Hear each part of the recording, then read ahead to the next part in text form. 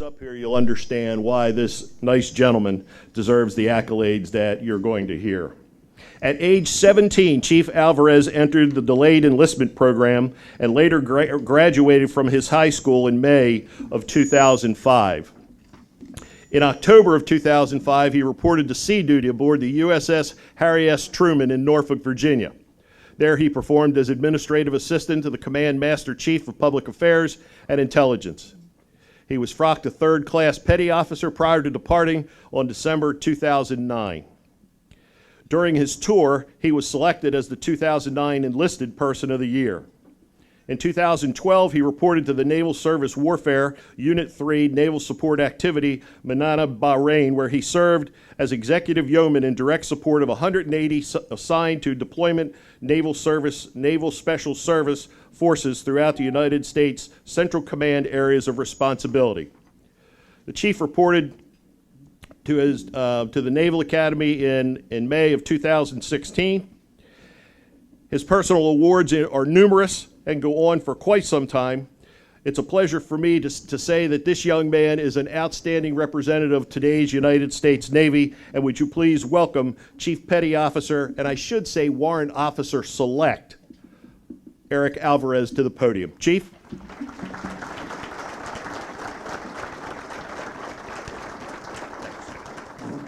Nice to have you with us. Thank you, Richard. Good evening, ladies and gentlemen. I was told that this would be the good time to tell everybody that they can eat their salads. So if you haven't already, this is the time. So good evening again. I'm Chief Petty Officer Eric Alvarez, and I'm currently stationed at the U.S. Naval Academy. I serve as the Commandant of Midshipmen's Administrative Leading Chief Petty Officer. Tonight, I have the distinct pleasure of introducing to you all our fearless leader, a career aviator from Indianapolis, Indiana. Please welcome virtually our 63rd Superintendent of United States Naval Academy, Vice Admiral Sean S. Buck.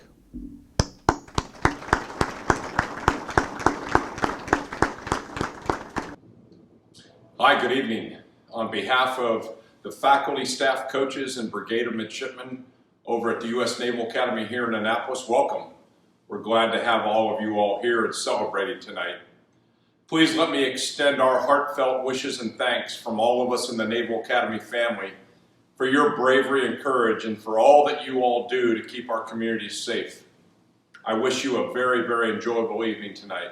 Cheers.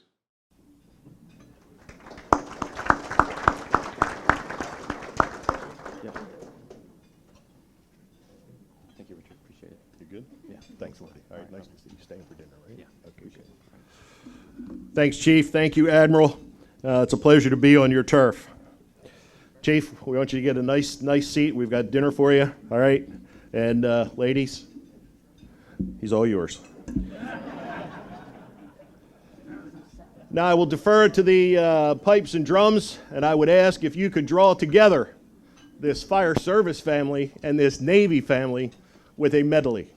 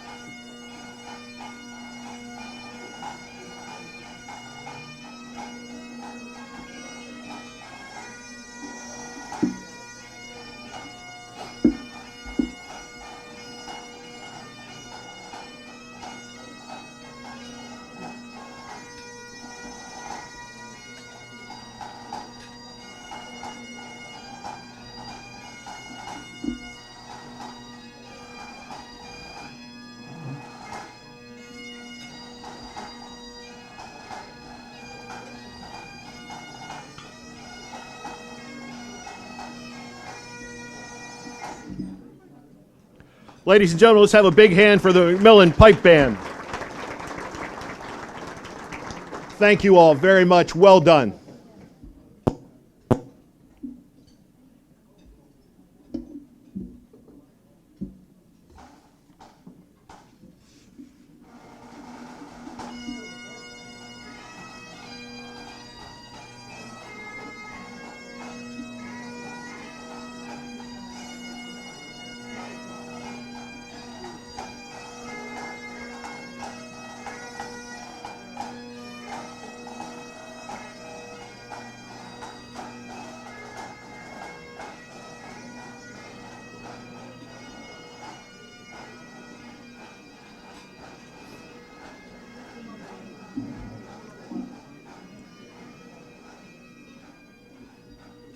Now we have three special guests in the room, and I'm going to take just a moment to do this. They're seated on the far corner of the room. I think the chief's down there. Chief Alvarez, if you could clue the middies in. I have with us 4th Class Midshipman Seth Talbert, Brandon Norton, and William Peters.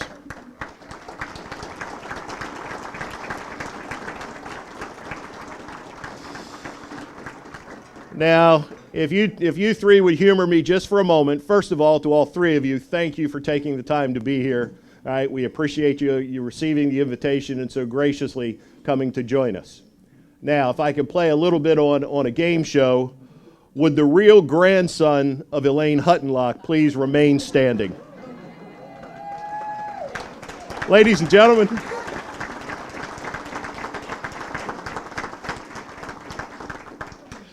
Fourth Class Midshipman Seth Talbert where's Elaine?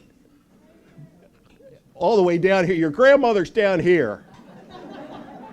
Is Elaine's grandson, and she's thrilled he has already delivered a bouquet of roses to her. All right? Well done. Thank you very much. And I would not do justice to my humor if I didn't say that Denny Mattingly also got a bouquet of flowers because she just wanted a midshipman. That's all there was to it. You had 3. Of course you did. Of course you did. Now, please, everyone, enjoy. If you haven't begun your salad, please do so. Sit back and relax. Dinner is going to be served. You're going to notice a slideshow going on that's going to be the run of our corporate sponsors, who we could not have done this tonight without our sponsors, many of whom are here, and they're going to be announced. Thank you. Please, let's have a round of applause for them.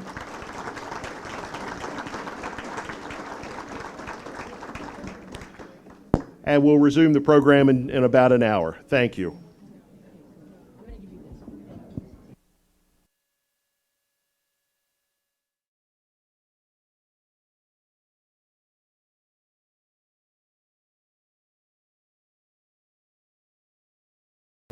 Hello. Thank you so much to President Joel Mckay and to Ladies Auxiliary President Becky Wathen for inviting me to participate in this event. After 2 years, it is wonderful to see all of you that are back here together in person. As co-chair of the Congressional Fire Services Caucus, I am honored to speak to you virtually today as we celebrate the service and achievements of 4 extraordinary leaders for the fire and rescue community in our state. Along with Presidents Mckay and Wathen, former Presidents Mike Faust and Chuck Walker, and former Ladies Auxiliary Presidents Lori Denbow and Donna Struntz have led you through some of the toughest times our state, and indeed our nation, have faced.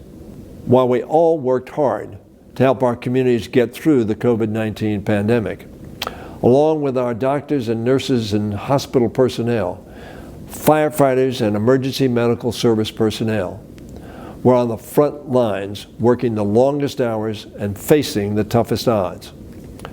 As I reflect on your service through this pandemic, I'm reminded of the firefighter's prayer.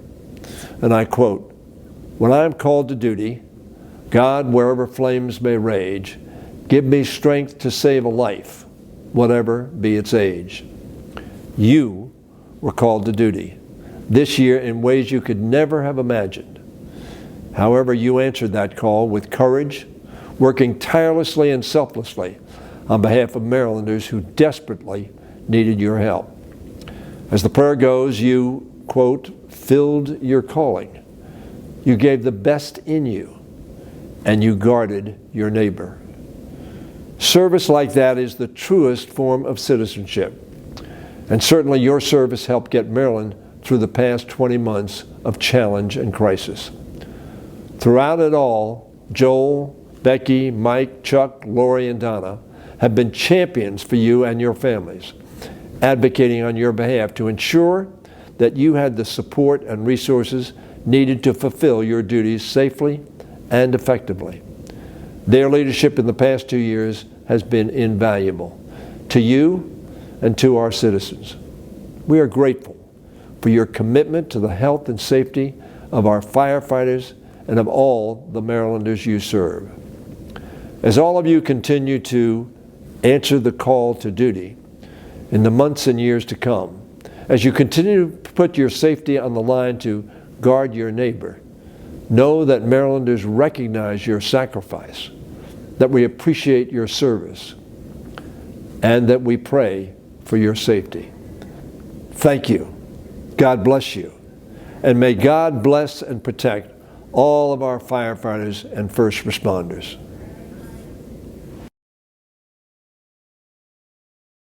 Good evening. It's an honor to be joining you virtually for the Maryland State Firemen's Association Presidential Celebration. As governor, I have been moved countless times by the dedication, bravery, and selflessness of our fire, rescue, and EMS personnel, as well as the auxiliary that support these heroes. When others run from the danger, you're the ones who run toward it. I'd like to thank the MSFA's past presidents, Mike Faust and Chuck Walker, and the ladies auxiliary presidents, Lori Denbow and Donna Struntz, for your superb leadership amidst the difficult circumstances of the past 2 years. You truly exemplify what it means to be Maryland strong. And on behalf of a proud and grateful state, I want to thank all of our volunteer, professional, fire, rescue, and EMS heroes for all that you do for all of us every single day. I wish you all the best for a successful program, and may God continue to bless you and your families and the great state of Maryland. Greetings, this is Mayor Rick Meehan. I want to congratulate the 2019-2020 Maryland State Firemen's Association President, Mike Fauci. I also want to congratulate the 2020-2021 President, Chuck Walker. The 2019-2020 Ladies Auxiliary Maryland State Firemen's Association President, Lori Dembo, and the 2020-2021 Ladies Auxiliary President, Donna Struntz. We deeply appreciate the exemplary service you provide to your community, county, and state. These past couple of years have been challenging, but your dedication and commitment got us through the tough times, and we are extremely grateful and thankful. I'm sorry I could not be there in person for the celebration, but I wish you the best of luck and congratulations in your presidencies. Hi, Chris Robertson, State Fire Supervisor with the Maryland Department of Natural Resources Forest Service. I want to take this opportunity to recognize past President Michael Faust and Charles Walker for their continued support of the Maryland Department of Natural Resources Forest Service over your tenure as President of the Maryland State Firemen's Association. We truly do appreciate the support. Along with Smokey here, we wanted to present you both with a framed print, Rudy Wendelin signed print, Smokey Bear. And again, we appreciate your continued support and look forward to working with you in the future. Thank you.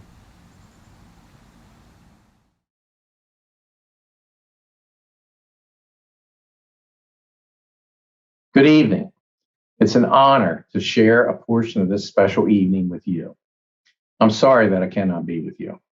It is especially my pleasure, though, to address you on behalf of the new Maryland Department of Emergency Management, formerly known as the Maryland Emergency Management Agency, or MEMA. As we transition from an agency and we move ahead as a department, our commitment to serving Marylanders does not waver. We at the Maryland Department of Emergency Management look forward to continuing the partnership with the Maryland State Firemen's Association that we have had over the years. I want to express my gratitude to the emergency responders, your families, and your members back home in your community for all that you do every day for the residents of Maryland. It has been especially tough on everyone as we are dealing with the COVID-19 pandemic. But once again, each of you met the challenge head on and have adjusted almost everything you have been doing for years, from face-to-face communications to the use of technology like we are this evening. All of you worked together as a team to make adjustments where needed so emergency service response could continue. You did this under most challenging times. You had no choice, and you were able to thrive. And most importantly, you were able to continue to do what you do best, serve your community with an unwavering commitment to make a difference in saving lives. Your passion to serve helps us all to come together as one. And as we come together tonight to acknowledge one another, to thank one another, to congratulate one another, and to have one another's back tonight and beyond. A special thank you to the Maryland State Firemen's Association and the leadership that is moving the organization forward. I would be remiss if I did not thank all the past presidents, Michael Faust, Charles Chuck Walker, along with Ladies Auxiliary to the Maryland State Firemen's Association past presidents, Laurie Dembo and Donna Struntz. Each of you have had a very important part in leading the two associations through these tough, unprecedented times. And since there is no time to waste, we move forward. We have already met with President Mckay and others in leadership to further the partnership between the Maryland State Firemen's Association and the Maryland Department of Emergency Management. We enthusiastically look ahead to the opportunities to collaborate and make a difference in our state. Thank you for all you do, and congratulations on this special evening.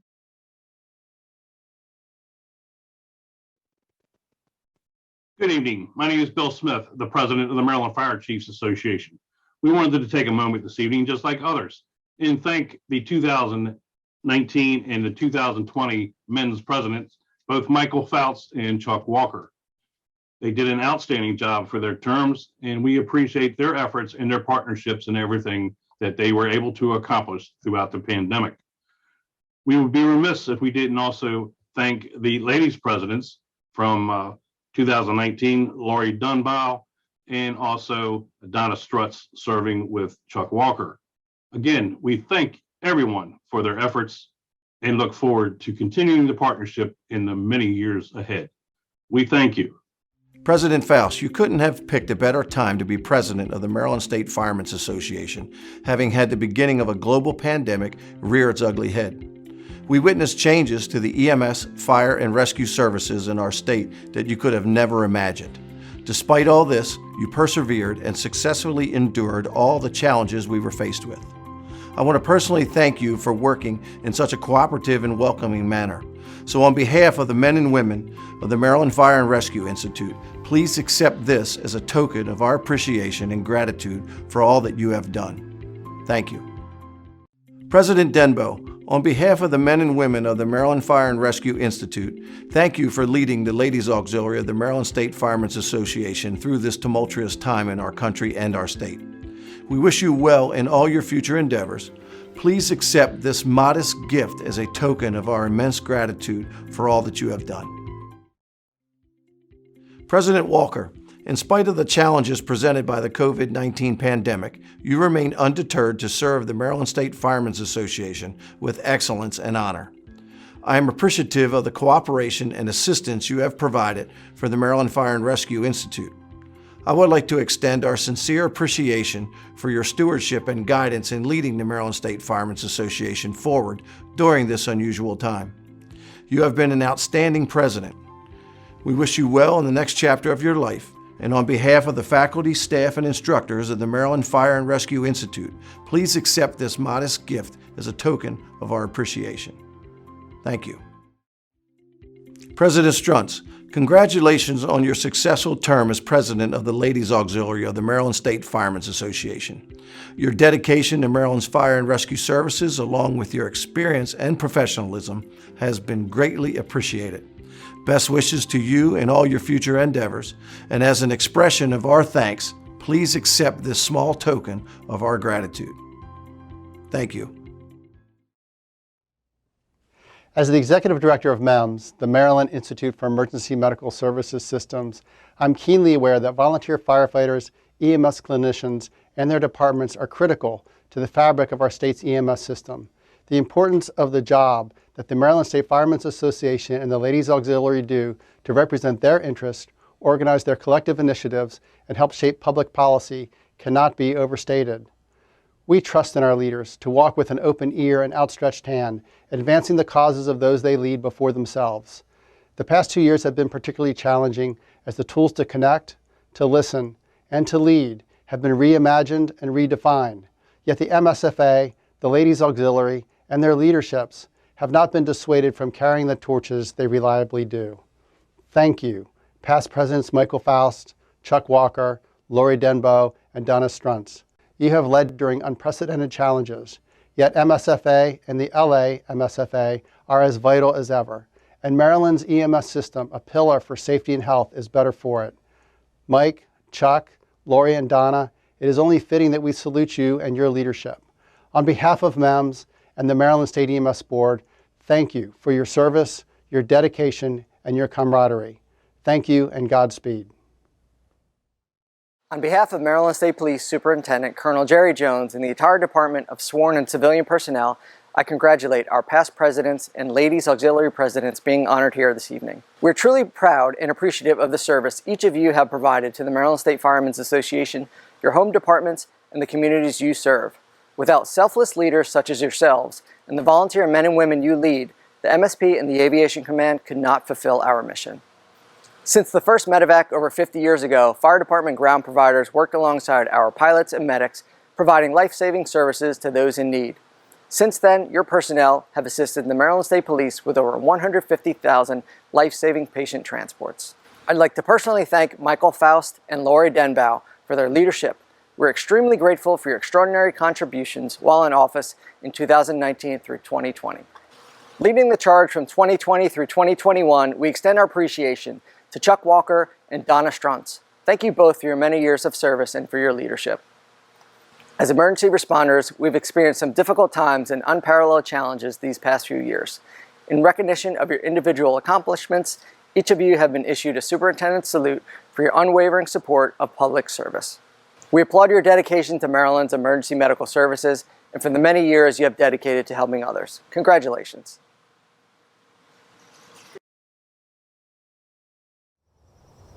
Good evening. I hope all of you are having a wonderful time tonight as we celebrate the MSFA presidents and LA MSFA presidents for 2019 and 2020. I'm here in the courtyard of State Police Headquarters in Pikesville, where we honor and remember those that have given the ultimate sacrifice and service to our state, to include our own Deputy Chief State Fire Marshal Sandra Cohen. I know your terms in office was not what you envisioned, but your leadership must be commended in bringing your association through some challenging times that you were able to overcome. You all should be very proud of your accomplishments. I want to thank the association and the Maryland Fire Service for all their efforts last year in spreading the fire prevention message out into their communities, as we saw the lowest number of fire deaths on record.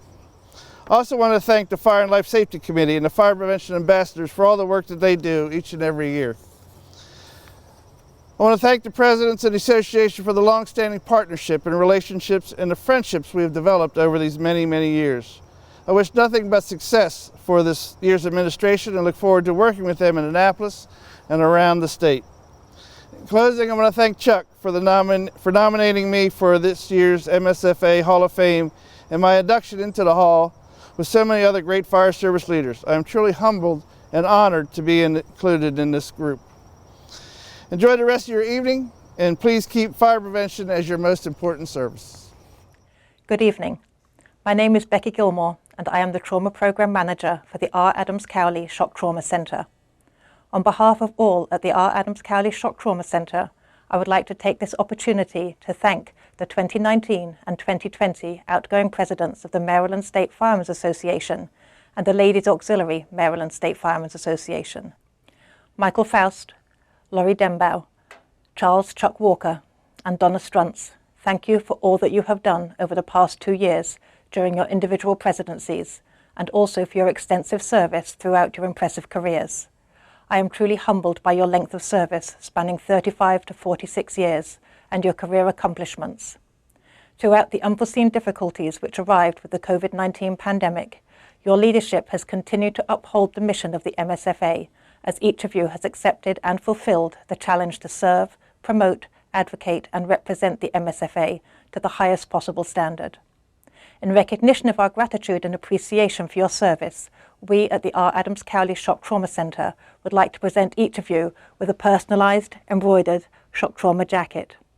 Please accept this as a symbol that we consider each of you to be a valued partner with us at Shock Trauma, as we strive to fulfill our mission of dedication to maintaining world-class standards in the prevention and management of critical injury, illness, and its consequences.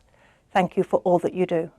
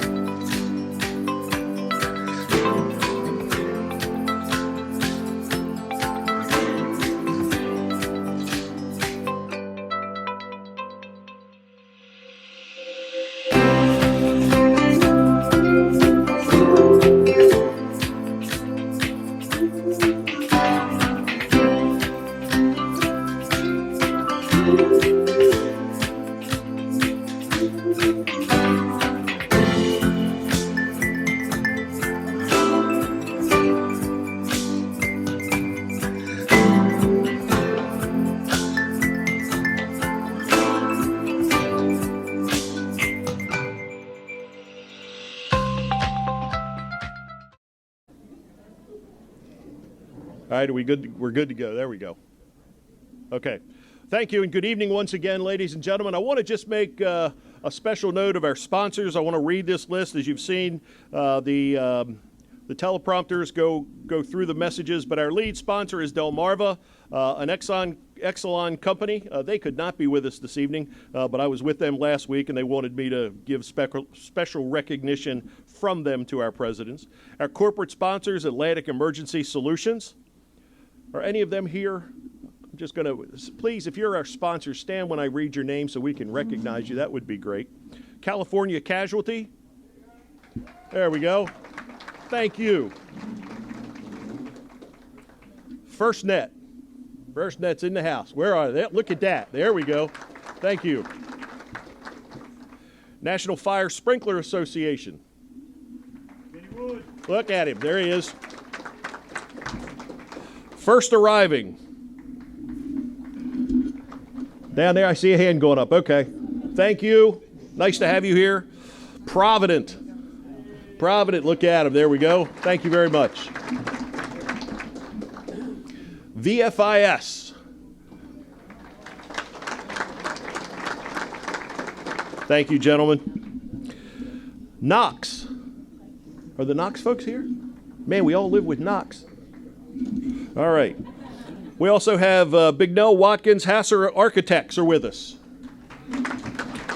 Whoa, is that you guys? Awesome. Thank you. Maryland Fire Equipment Corporation. Down there. There he is. OCS Incorporated. The Fire Store. That's okay. And the R. Adams Cali Shock Trauma Center.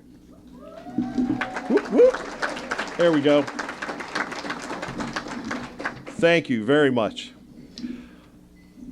Well, ladies and gentlemen, you know I usually do a little routine, and we're going to try to do this quickly because I see a few of the staff out and about. If you're the staff here, look at me. Staff, don't run off. Stop right where you are. Stop right there. Perfect. Right? Pay attention. Ready? This is all about you. In days of old, the fire service gathered in fire stations in small communities around the country. And on Sunday evenings, the ladies, it was a tradition that they prepared a meal, and the community came, and the firefighters and the EMS and rescue people dined together. And tonight, you performed that task. Maryland's fire service is represented here tonight, and you take us back in history as you have prepared the food, the beverage, and served us this evening, and we thank you for that, and we honor you and your organization. Thank you.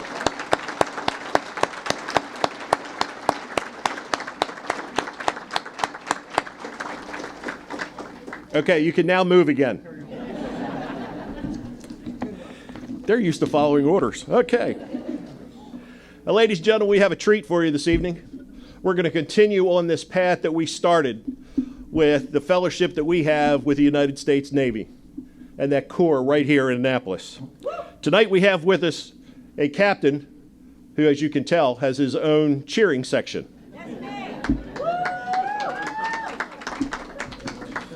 I caught his wife doing that earlier in an introduction, so I capitalized on it.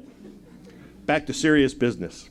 We are thrilled to have with us Captain Shane Holleran, who is a current commanding officer of a Naval Reserve unit assigned to the U.S. European Command.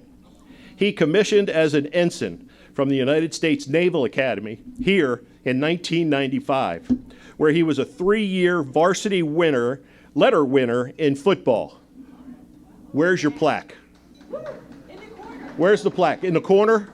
Okay, so that gentleman's name is on a plaque on that wall. There's your mission tonight. From 2009 to 2012, as a reserve officer on mobilization to the U.S. Central Command, he was awarded the Meritorious Service Ribbon in Kandahar, Afghanistan. After 2012, in his reserve capacity, Captain Holleran supported the Office of Naval Intelligence, the chairman of the Joint Chiefs of Staff, various intelligence community agencies, and the U.S. Space Command. He has been an executive officer and a commanding officer for several Navy Reserve units. In his current day job, he is a federal civilian employee with the intelligence community where he supports the Department of Defense cybersecurity programs. He and his wife, Jeannie, a.k.a. the cheerleader, have raised 4 boys, and they live in Annapolis. Ladies and gentlemen, please welcome Captain Steve Holleran. Cap.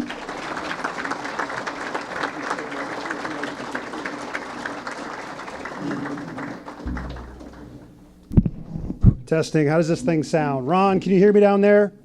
Oh, awesome. Okay. Hey, good evening, everybody. I'm Shane Holleran. Thank you very much for the kind introduction, Richard. I appreciate the opportunity to be with you all here tonight. If you weren't aware, this is your United States Naval Academy. It is a taxpayer-funded institution of higher learning, and if it weren't for all of you hardworking Americans providing for the common defense, young folks like me from around the country wouldn't be able to come here and get an outstanding education and then learn the profession of arms to support and defend our Constitution. So this is your academy. Thank you for supporting it. And if you weren't aware, this is the N-Star room. So the N-Star is worn by athletes at the Naval Academy. Varsity athletes, we actually harken back to like Happy Days. We'll actually wear a varsity sweater pre-game day, and it has, if you won a varsity letter, you'll have a varsity letter stitched onto that sweater. And if you beat Army in a year, you'll get a star attached to that end. So this is the N-Star room. I beat Army once, so I got 1 star. I have classmates on this wall somewhere. Each one of these plaques is a year that has all the varsity letter winners from that particular year's class. I've had classmates who, like in track, you play them like twice a year against Army, and they have like 7 or 8 different stars. So I got star envy. I only have 1, but I got 1, so it's good. So again, welcome. I got about 11 minutes of material here, and then I understand I'll get the hook because I know that the bar's open again, and this is a firefighting event, correct? So I won't go too long, and if I see my wife starting to jump up and down, I know it's time to get another glass of wine myself, and so I'll be happy to join you all later at the bar. On a serious note, though, it is my honor to be here with you tonight to celebrate recent past presidents of the Maryland State Firemen's Association and the Ladies Auxiliary. I was happy to take the call from Rose Clark. I'm assuming some of you folks might know Rose Clark here in this room tonight. There we go. We do love Rose. My family and I have had the pleasure of knowing Rose through the Naval Academy sponsorship program. She runs that. She's a coordinator. So wayward young midshipmen will come here like myself at some point, and we need a local family, if we so desire, to spend some weekend time away from the fine institution down the road that we lovingly call the boat school or Canoe U. And when we want to get away from it, just kick back and eat some good home-cooked food. That's where the sponsorship program comes into play. We've had some 12 midshipmen come across our doorsteps in the last several years, my wife and I, and we give them a home away from home on the weekends. It's been good for my kids also to be around those type of folks. They're great examples, positive role models. It's an active service that my family likes to do, our way to support the mids, and we enjoy having the young folks around because it keeps us all younger, right? So it doesn't feel like a sacrifice. I only share this aspect of my home life because I intend to talk about service and sacrifice a little bit tonight, and so it's a good fitting entry to that subject. Plus, I like to brag about my wife. It was fun to see my wife Jeannie and Rose interact on several Navy sponsor family assignment days where you herd in like cattle to the Naval Academy's basketball arena. They bring in all the first-year midshipmen, and they sing songs, and they jump up and down and cheer for about a half an hour while they're waiting for everyone to file in, and then all the sponsor families are down on the basketball floor kind of waiting to get assigned, and then as soon as Rose blows the whistle, we all get to go grab our midshipmen and go get to meet them and take them outside and get to know them a little bit. So Rose will always though ask the question, "Hey, Halloran, so you think you could take 1 or 2 more mids this year? We got some extra." And then my wife Jeannie's always with the raised eyebrow and the nod. "I'll take several more if you have them, please." Actually, she was recruiting a couple here tonight that we were sitting next to. Anyway, so again, I like to bring in my wife. She never turns down a mid, but she does look for chances to support, and as do I. We're glad here to support a fellow organization, the fire services, that supports and defends. The last thing I'd like to brag about my wife is that she's a real estate agent here locally, and she has some TikTok videos, and she's advertising. But I share that because on her videos she opens it up with, "I'm a Marine mom, the wife of a Navy captain, a proud stepmom, and a Navy sponsor mom." Noticed how I'm not first in that list, right? So I guess once a Marine mom, always a Marine mom. But hey, second place isn't bad in a tight race, I guess. So I'm happy to be here. So getting to the serious part, I'm from a family of servant leaders myself. My grandfather was a naval officer in World War II. My stepson was a Marine. My kid's sister was an ICU nurse in Boston during the height of COVID. Okay, I got to get this list right. It's my cousin, my brother-in-law, my kid brother. They're all firefighters up in Boston. I mean, our uniforms kind of look the same, right, sir? So maybe it's not too late for me to switch teams and I could go pick up a little pickup game of fire service up in Boston at some point, right? But I digress. So the focus tonight on service and sacrifice and on servant leadership is what I'll talk a little bit more about. These are themes I want to touch on and specifically highlight some of your very own past leaders. So let us reflect together. The trials and challenges of the pandemic over the last 2 years, they were incredibly stressful for all first responders and rescue personnel. We owe them so much. I thank you for supporting them, and I encourage you to continue to celebrate your accomplishments that you have experienced as a group over the last year or two. And I would exhort you to keep pressing on. Don't give up the fight. Now more than ever, the support your organization provides to the state's volunteer companies is so important. Many of our companies won't have successful volunteer fire and EMS programs that they need without the training and education, the recruitment programs, the loan and grant products, and the bereavement support provided by the Firemen's Association and the Ladies Auxiliary. The difficulty of doing this good work virtually during the pandemic cannot be understated. To have continued successfully on mission is directly related to great teamwork, organizational focus, and servant leadership. And on that point, I can make several linkages between the fire rescue service and the military. In my experience as a midshipman here and out in the fleet as a naval officer, I honed my leadership skills, and I learned that the best leaders, in my opinion, were those who practiced servant leadership. And those are the ones that I mentored, or that mentored me, and I mirrored myself after them. They put mission first, but people always. That's a code I've chosen to live by as well, as many of you here in this room have decided to as well. So on the fields of friendly strife here at this football stadium, right outside this room, as a young Navy football player, I learned about sacrifice, hard work, and perseverance through tough times. We went 1-10 my first 2 seasons here. That was tough. But we persevered. I also learned about pride in my team's work ethic, focus on developing one's character through struggle, and the sweet joy of the occasional victory when you win and you're the underdog. We had a servant leader, or several servant leaders on that team when I was playing. Those were seniors that sacrificed free time to work with us younger players. They set the example on the field and in the weight room. They made sure we were on point every game. They focused on the team over the individual, as I'm sure many of your leaders here have tonight. So speaking of Navy football, just a little bit of history here. Our setting tonight is a shrine to service and sacrifice. This is the Navy and Marine Corps Memorial Stadium, if you were unaware. It's a living tribute to those brave service members who poured out the last full measure in the defense of our republic. Walking around the stadium in lighted time, if you were able to, you'd see the plaques commemorating the names of warriors in battles since World War I to Afghanistan. Every major engagement involving naval and marine forces is memorialized here. These names are synonymous with sacrifice: Pearl Harbor, Midway, Iraqi freedom, and Afghanistan, to name a few. Thousands of servicemen and women have laid down their lives for millions of their countrymen. And it is fitting that also here in Annapolis is the Maryland Fire Rescue Services Memorial, just down the road. Your service family, too, will pour out the last full measure when called upon in defense of your neighbors. In John 15:13, we read, "There is no greater love than to lay down one's life for one's friends." The military and fire rescue services embody this creed. For me, upon graduation from the Naval Academy, I swore to defend the Constitution and to well and faithfully discharge the duties of the office upon which I was about to enter. Through the sacrifice of leaving my family for long deployments, and now for reserve weekend duty and long tour orders away, I continue to stay on mission. I serve my Navy and the sailors in my command. They are the backbone of the fleet, and we serve in a no-fail mission.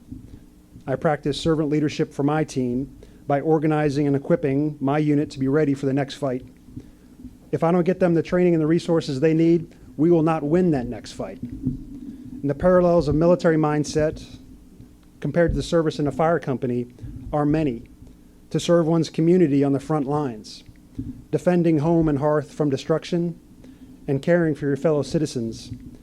I would offer these missions are best executed by a team of leaders having servants' hearts, by those who sacrifice comfort and time at home and take care of the force.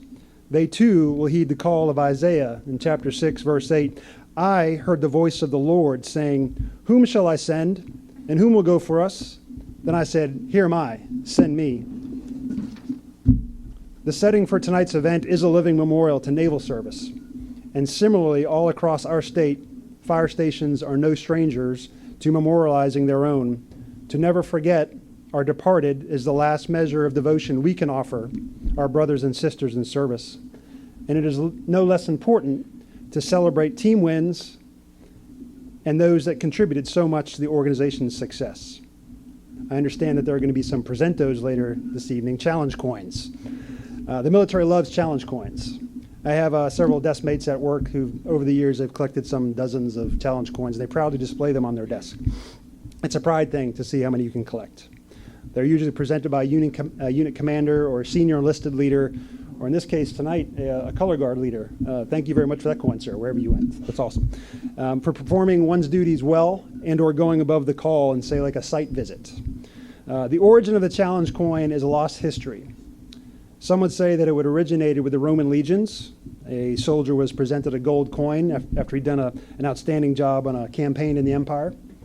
Another story holds that a World War I flying squadron provided its flyers with a challenge coin meant as a token of identification. The coin had the squadron insignia on it. If you were challenged by a squadron mate and you didn't have your coin on you, then you were going to buy at the pub that night the first round. Maybe it's the same in the fire and rescue services. In today's military and first responder community, getting a challenge coin means you did a great job and you're worthy of a special tribute. I brought my favorite one here tonight, actually. So I don't have my glasses on, but I'm going to give this a try. So it's I got it in London when I was on duty with the Defense Intelligence Service, and it's the Yeoman Warders of Her Majesty's Tower of London.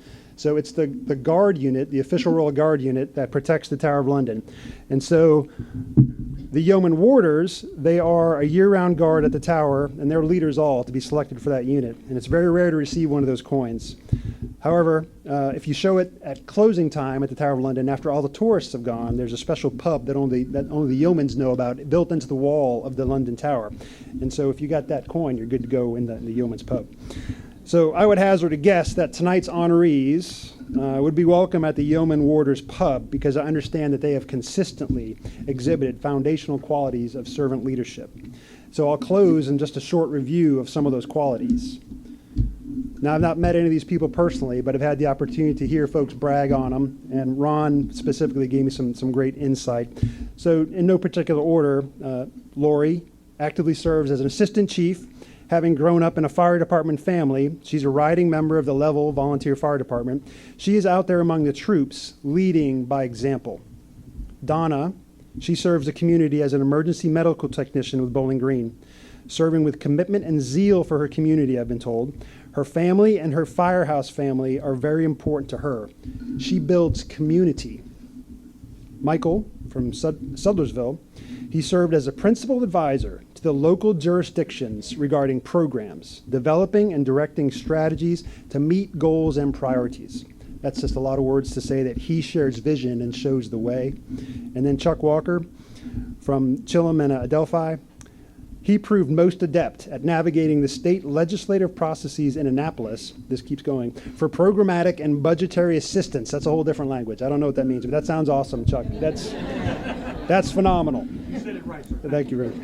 I'm told if Chuck didn't have the answer to something, he made sure to find someone that did. He valued resourcing his fellow firefighters and putting them first. You can see that all four put the need of the force before the needs of themselves, and they had servant hearts. To the honorees, I say well done and congratulations. You were tested and found worthy. You kept your team focused on mission. You well and faithfully discharged the duties of the office upon which you held. You earned the trust of your team, and they thrived in a time of challenge. And I'm glad I could join you all tonight to remember and celebrate. I pray that God and his angels keep watch over those on watch tonight, and I thank you for letting me be with you. Thank you.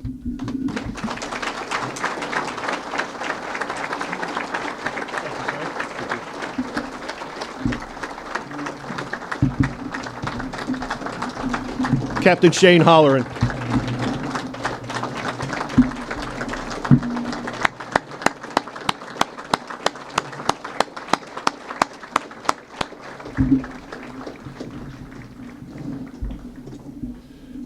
Jeannie, that was a standing ovation. You should have gotten it on camera. Captain Holleran, thank you very much. Your comments are most appropriate and most revered by all of us here. Thank you. And it's a pleasure to have you with us this evening. Now we move to the part of the program that we've been waiting for. You know, there's 4 presidents that we are honoring this evening. Well, how did that happen? Remember at the beginning I said, how did we end up here? Well, we all survived through it, because our 4 presidents this evening got us through it. And that's an international pandemic, a worldwide pandemic. And they happened to be the leaders at the time. You know, they say greatness is something that's thrust upon you. Well, leadership takes tenacity and vision. And you have to be able to lift your head up when things are in trouble. And we were all in trouble. And it's tough to make decisions for this group. All right? It's tough to make decisions for this group when we say we're going to cancel things like the convention. People have chest pains over that. And I understand it, because I might be one of those. But the fact is that it takes that tenacity of leadership to be able to make those decisions and endorse it, because it's the best thing to do for your people, for your state, for your membership. And each one of those have done that. So we're going to begin and ask each one of the presidents to take just a few minutes and come up and make some comments. And I'm going to begin with our 2019-2020 president. It's a pleasure to welcome to the podium Mr. Mike Faust.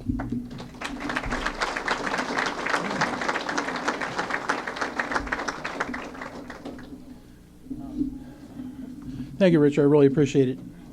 Thanks, Captain, for your kind words. It was very, very nice, and I appreciate it. I, too, come from a fairly diverse military background. I have 2 brother-in-laws that served in the Marines. I have a father-in-law who served in the Air Force. I have 3 brothers that served in the Army. I have 3 sons that served in the Army, 2 of which are joining me here tonight. So it kind of runs in our family a little bit. But I'd first like to thank the banquet committee for all your efforts tonight. It really means a lot that you folks have taken the time to do all this for myself and the other 3 presidents. I'm sure they'll thank you as well, but I wanted to get mine out there. I'd like to thank everybody for attending tonight. I know we're all glad to get out and be around people, and it's certainly great to be around a fire service family, and I truly am honored for all of you to be here. I'd like to start off by wishing my mother, Faye Williams, a very happy 81st birthday. Mom, thank you for being here.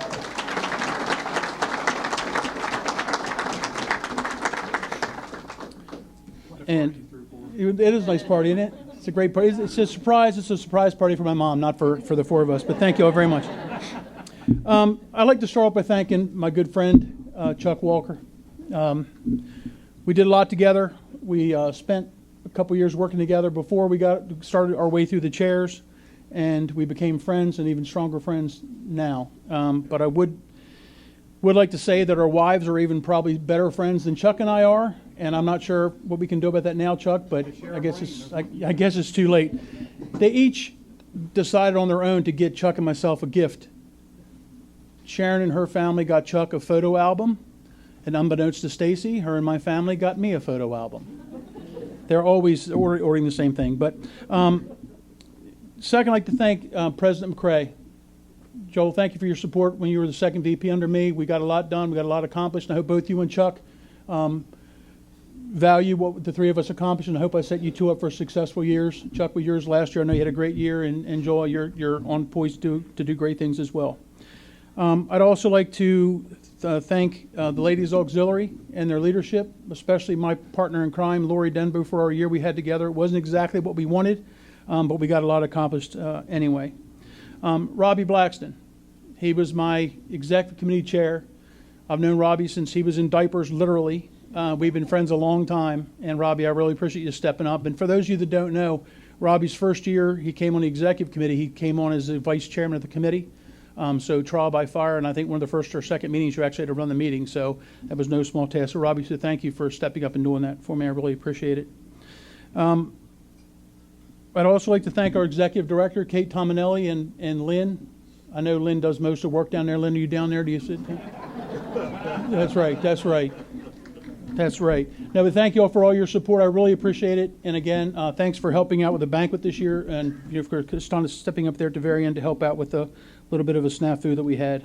I'd like to thank all the officers that worked with me and the committee chairs and those that served on the committee. It really meant a lot. We got a lot accomplished in the 9 months before COVID happened. We got some things done after COVID, but it was truly an honor to work with all of you. We couldn't have accomplished any of that without you folks. I'd like to thank all the past presidents. You guys have been leaders and mentors for me. I truly appreciate it. And there's a couple I wanted to call out specifically. Steve Cox and Fred Cross. I'm not sure if Fred's here. I haven't seen him, but they are the ones that spoke with me first when I first decided to even think about running through the chairs, and they supported me all the way through. So thank you all very, very much. And I did want to take a second to, although she's not with us any longer, I want to remember Jackie Olson. Jackie was a past president of the MSFA, and she passed away, as most of you know, a couple years back. But her and I had just talked the night before, had dinner together here in Annapolis, and she was going to help me with identifying my hotels and where we're going to have our meetings and such like that. So I truly miss her. I'd like to thank the Sudlersville Volunteer Fire Company for their support over the years when I was going through the chairs. Tonight we have past, as I mentioned earlier, past Chief Robbie Blaxton, past and current President, my brother Bill Faust, here this evening. I'd like to thank the town of Sudlersville. Keith, thank you for being here this evening. I appreciate it. I'm not sure anyone knows where Sudlersville is. I guess maybe people here do because you came to meetings. But most people don't. Yeah, most people know the meat locker. That's true. But no, thanks to Sudlersville for their support. I really appreciate it. And unfortunately, the Queen Anne's County Commissioner couldn't make tonight, but I want to thank the folks there as well. I do have a couple special friends here with me this evening. I'm not sure how many of you folks have lifelong friends, but I have a few. Two of them joined me here this evening with their spouses. I have Janice Potter and her husband Pat are here, and my friend Alan Schmidt and his wife Brenda are here. We literally have been friends our entire lives and continue to be today. So thank you all for being here with me tonight. It means a lot. I've saved my family for last. As I said, I have 3 of my 4 sons are here, 2 of which serve this country. One who's still serving is just recently promoted to sergeant. But I'd like to thank you guys for all 3 of you all being here, and your significant others. Thanks for being here tonight. My one son, Cody, that couldn't be here, he lives up in New York. He was hurt in Afghanistan back in 2000 and, what was it? Gosh, I'm not even sure what year it was, but it's been a long time ago. But he's up in New York, and my grandkids will be here in a couple weeks for another wedding. But and again, my mom's here, my brother Bill and his wife Joanne are here to support me tonight. So thank you all for coming tonight. And last but certainly not least is my wife Stacy. Thank you for supporting me through all this. You're the one who convinced me to do it, and it means a lot that you're here to help me with that. And just want to thank you. Thank you, everybody. Have a good evening.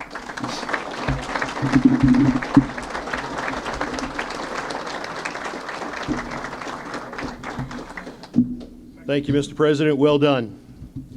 And on the other side of the house with the ladies' auxiliaries was Lori Dembo. And I always have a whole lot of fun with people that I've known since they were kids, and they've come up through all the parts of the Firemen's Association, locally, county, regionally, and certainly the state. And it's been wonderful to watch Lori grow and mature in all the things that she has done. And that's outstanding. And that includes not only the fire service career, but a law enforcement career, and now the communications career. You did a great job. Madam President, the podium is yours.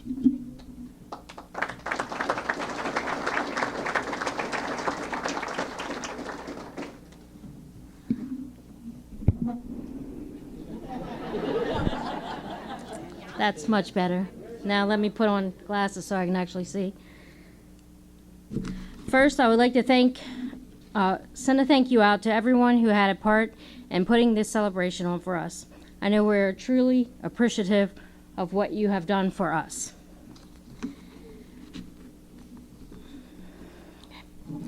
When joining my own auxiliary in 1985, I did not realize how many more people I was going to meet. Then I started attending LAMSFA meetings and functions. I got to meet so many more people who would become more like family. It has been a great honor for me to represent the LAMSFA as an officer since 2009. Thank you to all the auxiliaries, fire companies, and rescue squads that have not only invited me, but all of our officers to see the hard work that goes into each and every one of your companies. I am grateful that I have had the opportunity to travel a lot in the past years since COVID, of course, took me to a quick halt. I want to thank you to my fellow officers, the past presidents and members, for taking the time out of your busy schedules to help keep our wonderful organization one of the best. Thank you to my past president, Sharon Worthington, for your guidance throughout the years, the LAMSFA committees that work hard to promote what we care about, fire prevention, safety, and the well-being of our own auxiliary members, as well as the MSFA members. I am so impressed with the amount of time each and every one of you put towards money-making functions to support your own fire company, and then to keep ongoing with supporting the LAMSFA Bessie Marshall Fund and supporting our raffles and general fund. Thank you to LAMSFA past president Marcia Roth and MSFA past president Johnny Roth for the President's Vehicle donation. This asset has definitely helped our Ladies Auxiliary get to where we go without having to use our own vehicles. Thank you. Thank you to my MSFA president partner, Mike Faust. Also, first vice president, Chuck Walker, and second vice president at the time, Joel Mckay. Your support and all the hard work you did for the MSFA and for supporting the LAMSFA. My mini president, Charlotte, or maybe Charlotte. I would also like to thank you all for the attention you gave her throughout my years of climbing the chairs. It is obvious that the LAMSFA membership has made a positive impression since Charlotte has talked about one day going through the offices of the LAMSFA. Thank you to Chris May for traveling to get my part of the convention done and completed, and to Dennis Wood for the LAMSFA online elections, which is a first for the LAMSFA, and we have continued that route, which I believe has made it a lot easier for every one of us. I also want to thank the Sudlersville Volunteer Fire Company Auxiliary and Millington Volunteer Fire Company for working together when they put my open house and fall conference together, because the chicken and dumplings at Millington are delicious. Thank you to the Harford County Volunteer Fire Association and Auxiliary and the Hartford Cecil Firemen's Association for your support and financial assistance. Thank you to the Harford County Honor Guard for your work at the beach and here tonight. A big thank you to the officers and members of the Level Volunteer Fire Company and Ladies Auxiliary. The amount of support that was given to me throughout the years with letting me use a fire company utility to get to where I needed to go was greatly appreciated. To the members and officers that did what they could to make me have such a proud We Do Our Level Best parade at the convention. I know all the hard work that was put in, not only to have the manpower to get equipment ready and to have it at the beach, but to have the manpower to also be at the beach. To me, this made me very proud of where I grew up. Level Volunteer Fire Company officers and members, you rock. To do this shows the love that you have for our membership and the pride you have in our company. Also, my fire company and Ladies Auxiliary presented me with my LAMSFA past president's ring.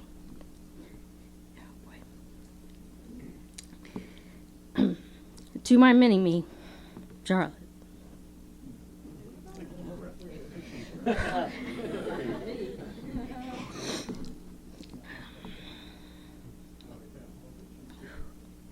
I am beyond words on how grateful that I am. I can't even speak them. That God bless me to be your mom. Now the paper's getting really hard to see.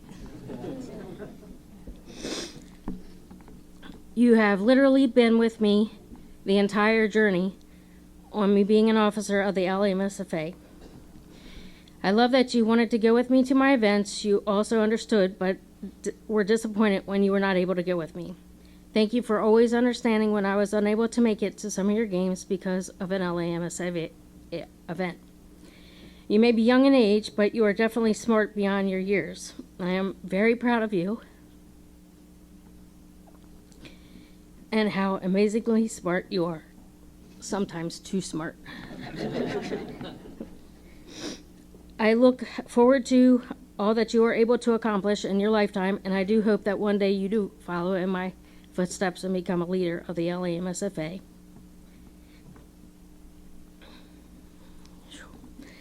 You are my sunshine on a rainy day. I love you to the moon and back.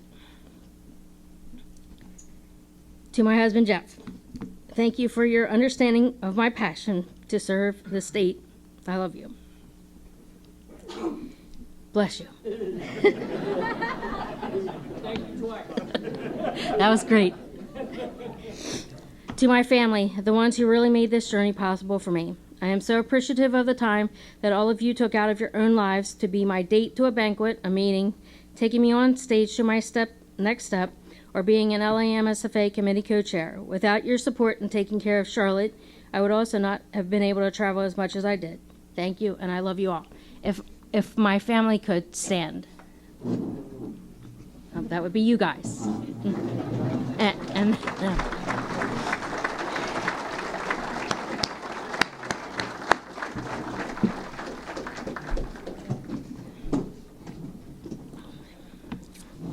If there is one thing in life that I have learned, it is you have to at least try. Otherwise, you will never know if you would have been able to accomplish what you thought you couldn't. The feeling I had when I sat down in the chair on stage at installation on June 16th, 2009 was amazing, and I wrote it in my journal. Sitting on the stage is where it really made it feel real and unbelievable that I'm actually starting to climb to one day being the president of the LAMSFA. When I was introduced for the first time as president on installation night by Richard, walking to the stage was when it really set in, the tears of joy, knowing that I was able to accomplish something that I didn't think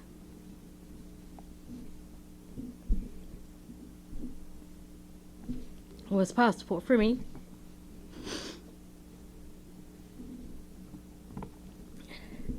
I'm going to conclude. So just remember, in what you do in life, focus on the journey, not the destination, because it has definitely been a wonderful journey. Thank you.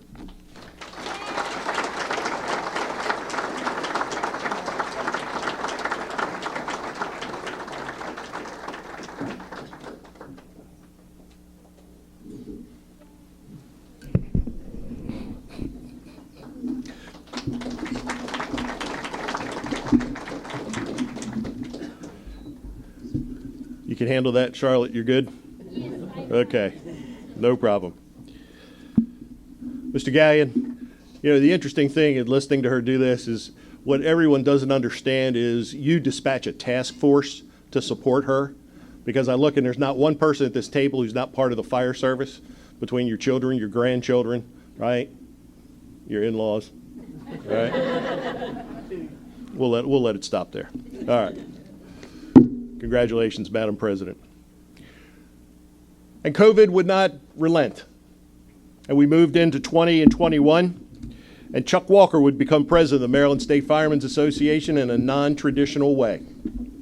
We had to write special guidance to conduct the business of the association. He was not happy about that, and he said so.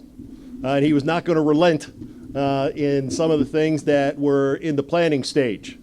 Not that he had a choice, but he was making a point. We may have to give in, but we're not going to give in easily. And we're going to work hard. And he did that. So ladies and gentlemen, it's a pleasure to bring to the podium the president for 20 and 21, Mr. Chuck Walker.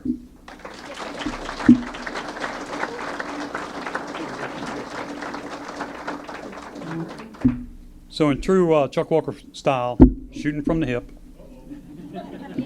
No script here. Hi, Charlotte. So 2020 and 21.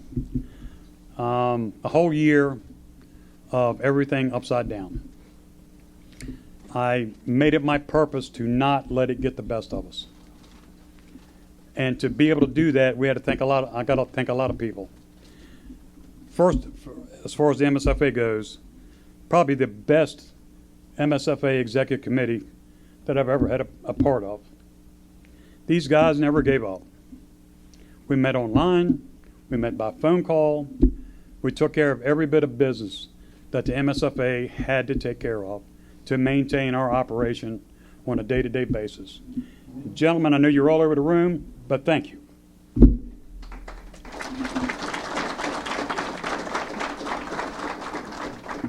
It takes more than one person to run this organization, believe me.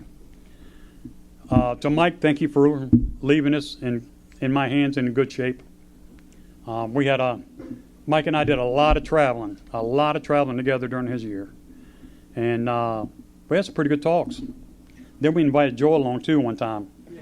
He didn't want to go no more after that. But anyway, Joel, thank you, sir, for your serving as my first vice president. We did some good things. We had our hands tied, but we still did some good things. Thank you. Ben Kurtz, wherever you're at in the room. There you are. Hi, Benny. Ben was my second vice president. Same thing to you, Ben. Thank you very much. It was a tough year, but we got through it. There's some people that got me here.